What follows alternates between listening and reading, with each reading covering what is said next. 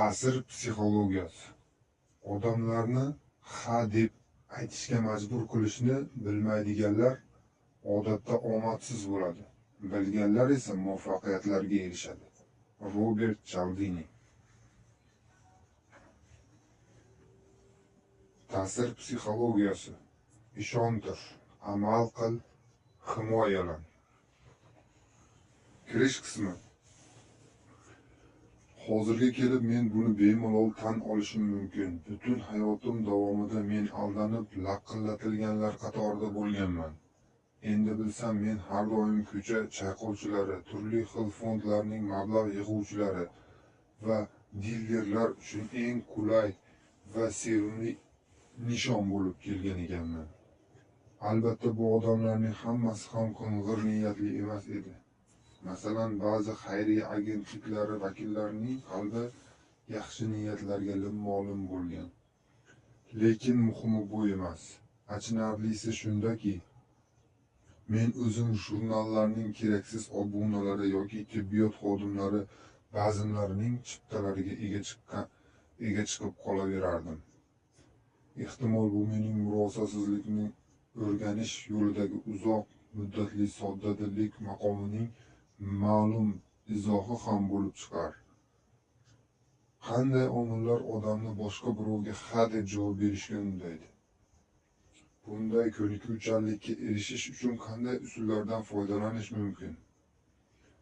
Meni qiziqtirgan narsa shundaki, nega e'tiborsiz qoldiriladi boshqa bir yo'sinda izhor qilinuvchi shunga o'xshash so'rov esa muvaffaqiyat qozonish mumkin.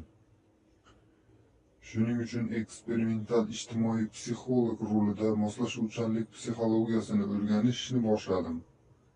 Dastlab o'rganish uslubi asosan laboratoriyamda kollej talabalari ishtirokida o'tkazilgan bir qator eksperimentlar ko'rinishida o'tdi. Men so'rov yoki talabaga nisbatan qaysi psixologik prinsiplar mos kelishini aniqlashga harakat qila boshladim. So'nggi paytlarda psixologlar ushbu prinsiplar haqida juda ko'p narsalarni, ularning asli nima va qanday ishlashini bilib oldi.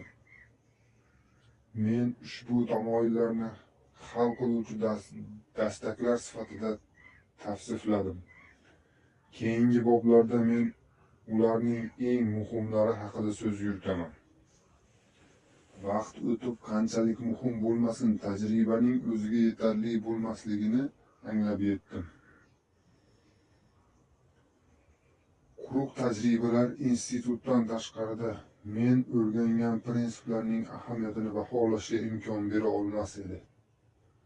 Agar moslashuvchanlik psixologiyasini yaxshiroq anglatmoqchi bo'lsam, tadqiqotimni kengaytirishim kerakligi ma'lum bo'ldi. Men professional murosachilarni diqqat bilan kuzatishim lozim edi. Ularning qarshisida hamisha bosh egishimga to'g'ri kelar edi. Ular nima ish berishi va nima ish bermaslikni bilishadi. Yashash uchun kurash buni tasdiqlaydi. Bunday odamlar qanday qilib bo'lmasin odamlarni itoat qilishga majburlashga harakat qilishadi. Chunki ularning hayotidagi muvaffaqiyati shunga bog'liq. Odamlarni ha deyishga majburlashni bilmaganlar odatda muvaffaqiyatsizlikka uchraydi. Bilganlar esa gullab yashnaydilar. Albatta, professional murosachilar biz ko'rib chiqayotgan prinsiplardan foydalanuvchi odamlarning yagona toifasi emas. Barchamiz bir tomondan ulardan foydalanamiz va boshqa tomondan har birimiz qo'shnilar, do'stlar, sevishganlar, bolalar bilan har kungi munosabat paytida ularning qaysidir ma'noda qurbonlariga aylanamiz. Ammo har doim boshqalardan muloyimlikni olishga intilayotgan odamlar nima ishlayotganini aniq bilishmaydi. Ularni tomosha qilib moslashuvchanlik to'g'risida boy ma'lumot olishingiz mumkin. 3 yil davomida men eksperimental tadqiqotlarimni professional murosachilar dunyosiga g'arq bo'lish dasturini ishlab chiqdim. Ushbu professional murosachilar qatoriga savdo agentlari, pul yig'uvchilar, avrovchilar, reklama ishchilari kabilarni kiritsa bo'ladi. Men o'z oldimga professional murosachilar tomonidan keng va muvaffaqiyatli qo'llaniladigan taktika va strategiyalarni o'rganish maqsadini qo'ydim. Kuzatuv dasturim ba'zan bu odamlar bilan, ba'zan esa ularning tabiiy dushmanlari, masalan militsiya xodimlari, iste'molchilar, huquqlarni himoya qilish hamjamiyati xodimlari bilan suhbat shaklida olib borilgan edi. Boshqa holatlarda esa dastur yozma materiallarni jadal o'rganishni o'z ichiga olgan bo'lib, ular orqali bizga qiziq bo'lgan texnikalar avloddan avlodga o'tib kelgan. Masalan, savdo bo'yicha adabiyotlar va hokazo. Ko'pincha men ishtirokchi sifatida kuzatuv deb ataladigan narsadan foydalandim. Maxsus yondashuv. Bu yondashuvda esa tadqiqotchi josus rolini o'ynaydi. O'zining shaxsiyati va niyatlarini yashirgan tadqiqotchi o'zini qiziqadigan jamiyat bilan tanishib oladi va o'zi o'rganuvchi guruhga a'zo bo'ladi.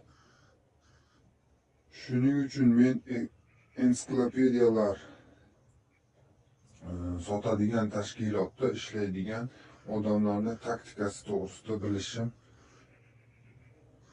bilishimni istab, tegishli tayyorgarlikka ega bo'lishni istovchilarni yollash to'g'risida barcha e'lonlarga e'tibor berdim va turli kompaniyalar vakillari menga ularning usullarini o'rgata boshladilar. Shunga o'xshash, ammo o'ziga xos yondashuvlardan foydalanib, men reklama, axborot va boshqa agentliklarga kirib, maxsus texnikalarni o'rganishga muvaffaq bo'ldim. Shunday qilib, ushbu kitobda keltirilgan ko'plab dalillar mening ko'pincha tashkilotlardagi shaxsiy ish tajribamga asoslanadi. Ularning asosiy maqsadi potensial mijozlarni ha deb aytishga majbur qilishdir. 3 yillik kuzatuv davri davomida ishtirokchi sifatida o'rgangan narsalarimning bir jihati ayniqsa foydali edi.